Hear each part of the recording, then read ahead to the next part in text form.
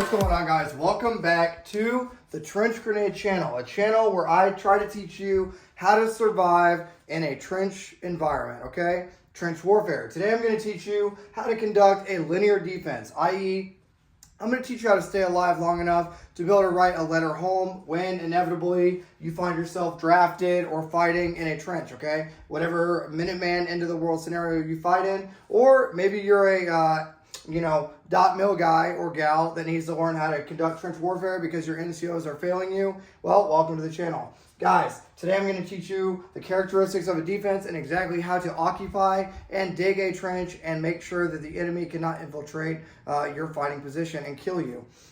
Just for the algorithm and for YouTube, you, manual reviewer, this is for Minecraft purposes only to help build your server, and this is an undisclosed beverage as we teach this class. Guys, leave a like and a comment if you enjoy the channel. The comment for the video is going to be a rock, because if trench warfare continues the way that it's been happening, we will inevitably end up in the Stone Age. So leave a rock comment down below. Grab whatever you need to stay engaged. Grab some note-taking material, and we're going to get into it. Guys, if you want to support the channel, huge shout out to my Patreon supporters. If you want to become a member of the Patreon, I'll send you a link to a Discord server where you can find buddies to train with, game with, stay up late, and talk about all your favorite trench defense stories. Guys, Palmetto State Armory, they are the sponsor of the video. The way the deal works is I only get a kickback if you buy something using the link below. Thank you for using that link. Thank you for commenting. Cheers with this undisclosed beverage.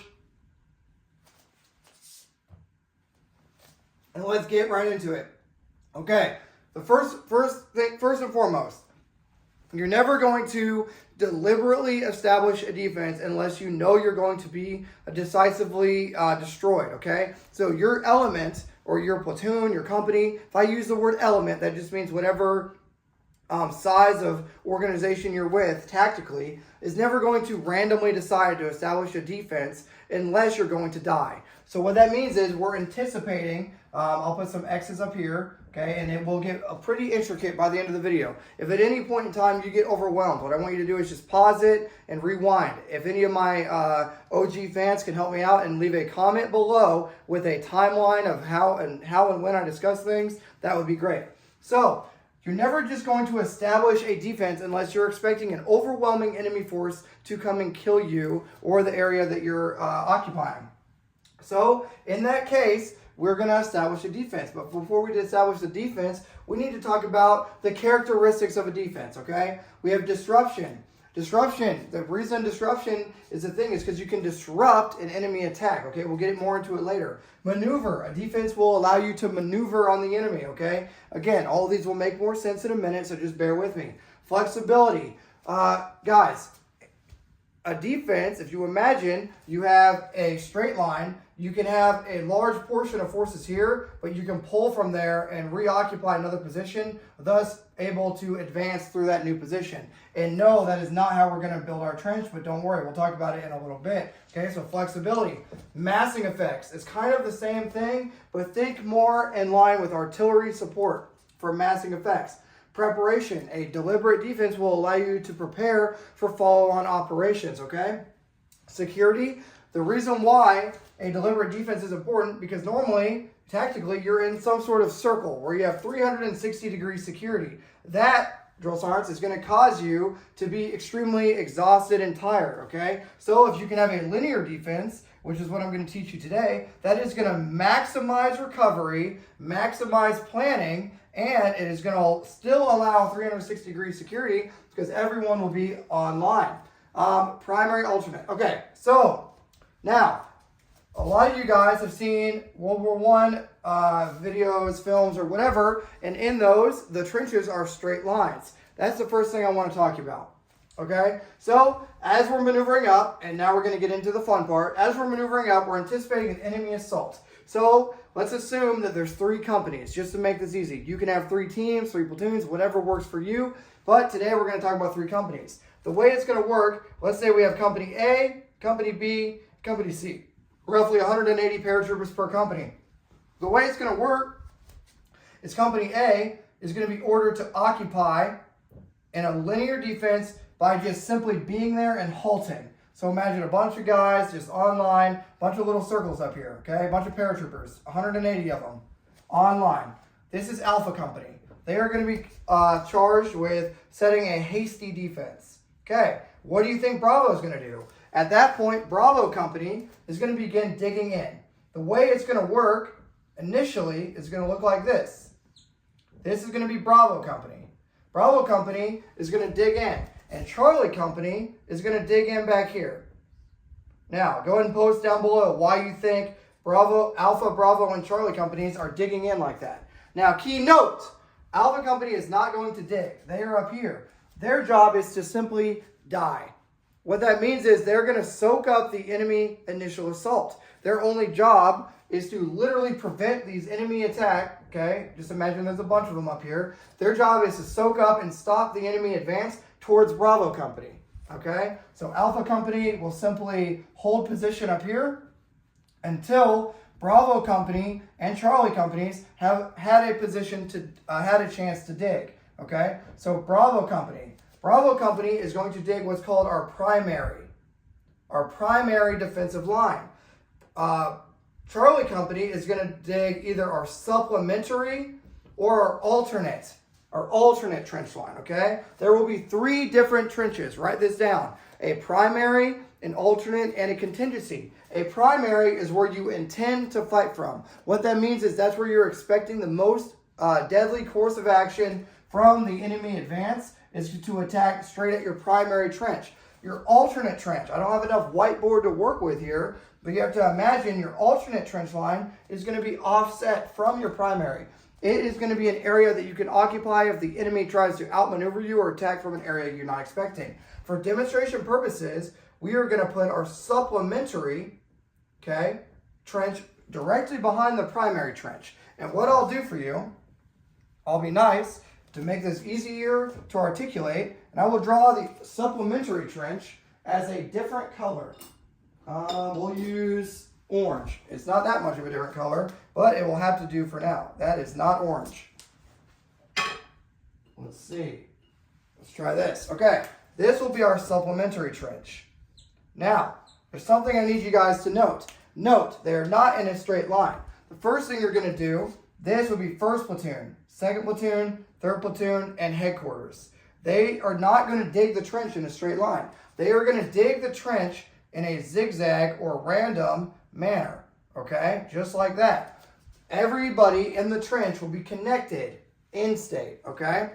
After you have dug initially into the earth, approximately, I believe it's 7 foot. Someone will look it up in the handbook, but it is basically you're going to dig in to 7 feet, and then you're going to add a step up to be able to actually engage the enemy. And in this trench line, you're going to dig in, okay, key fighting positions for your machine guns. After you dig that in, and this is the most important piece, you're going to dig in an egress trench. An egress trench is simply a fallback. If the enemy overruns you, you need a way to fall back. So that is what these dotted zigzag lines are going to be. A fallback trench or an egress trench. As Bravo Company is digging in, the Charlie Company will be doing the same exact thing, except they are going to focus on also resupplying Bravo Company, okay, or whatever element you have up here. Now, the key thing to know, you're not just going to dig. You need to put concertina wire or barbed wire out in front of your formation. I will get another color to further illustrate that. But you will add C-wire. The 3 types of wire are going to be protective, which is what I'm drawing right now. This is a protective wire. Just like the name says, you need protection. Okay, always use protection. So you're going to have protection. This is your protective wire. It is simply the final piece of wire 35 meters away, hand grenade range, from your primary trench line. This is your protective wire. Out of your protective wire, you're going to have what's called supplementary wire. You guys better be writing this down. This is going to be your supplementary wire. Again, literally just concertina wire or barbed wire. That is going to come out from your protective wire. And in the middle of from your protective wire through through your supplementary wire, you'll have what's called tactical wire. The reason why you have 3 different types of wire is simple. The protective wire is your last line of defense. Your supplementary wire, these 2 right here, are going to act as a funnel to funnel the enemy advance in, and then you can kill them 35 meters away or more in this kill box utilizing this tactical wire right here. Okay? That is going to make it easier for you to actually kill the enemy. Okay. Okay. So we have protective, supplementary, and tactical. That will be on the test. Let me get some undisclosed beverage. All right. Moving in from there. Guys, in your trench line, you need to establish rally points, so RPs, and you need to establish sustainment link-up points. What that means is an area where you can go get more ammunition and an area where you can eat chow. You will never eat chow on the line, nor will you ever leave an area of the trench unsecured. What that means is the minimum amount of security you can have, which is people awake and pulling security towards the enemy, i.e. watching, is going to be 50%, okay? It will never go below 50%. It is not like a patrol base where you can utilize 33% security. The minimum security will always be 50%. Now that we've talked about your protective, your supplementary, and tactical wire, now we must talk about your primary, supplementary. So, the way this works, as the enemy advances towards your position, you will begin having fires, okay? So Alpha Bravo 001, artillery on the enemy.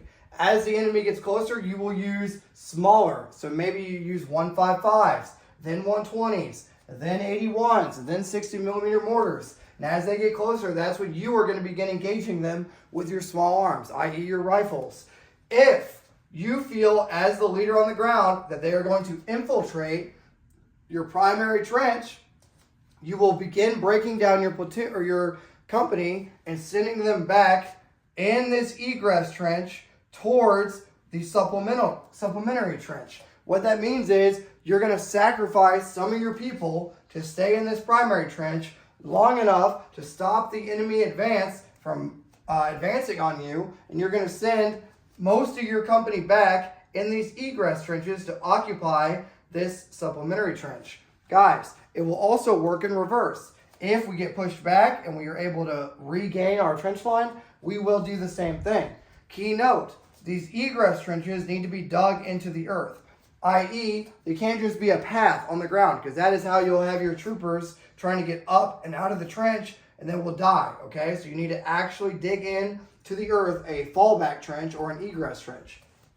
Now, the way that trench warfare works is taking ground and losing ground. The only reason we stop to build a defensive line is to prepare and plan for a follow-on attack, okay? So the only reason we're building all this is to stop the advance and retake territory.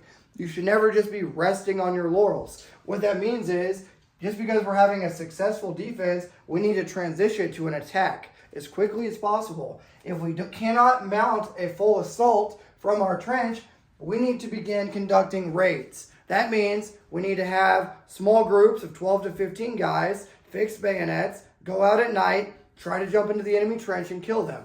Okay, that is the only way you're going to keep the enemy on their toes, or else they're going to get comfortable and they're going to keep attacking you. Okay, so you must conduct what's called counterattacks. If you want a whole video on counterattacks or exploiting the enemy after they attack, post down below. So, if the enemy trench line is up here, you need to have some sort of plan to conduct a raiding party to move up and into their trench and kill some of them to keep them on their toes. Because if you don't conduct raids or spoiling attacks, then guess what, guys? They are just going to continuously attack you. All right, in summary, that is a very hasty version of how you will conduct a linear defense, a deliberate linear defense. The way resupply works is they come up through the rear elements and they just get passed to the front. It sucks. If you've ever had to hike up a mountain just to carry water, or hike down a mountain just to carry water back up a mountain, but you drink 3/4 of the water you got from the bottom of the mountain, carrying it back up to the top of the mountain, post down below. Guys, this is a very hasty version of how to tell you how to survive in trench warfare. If you want more information, post down below. If you want a video on how to take a trench, post down below. If you want a video on how to conduct the raiding party into the enemy trench, let me know. Thanks for being here, guys. In summary, you're going to need to know this for when you have to use this in your Minecraft server. Thanks for being here, and until next time, this is going to be Trench Grenade, your average linear defense enjoyer, signing out. Cheers.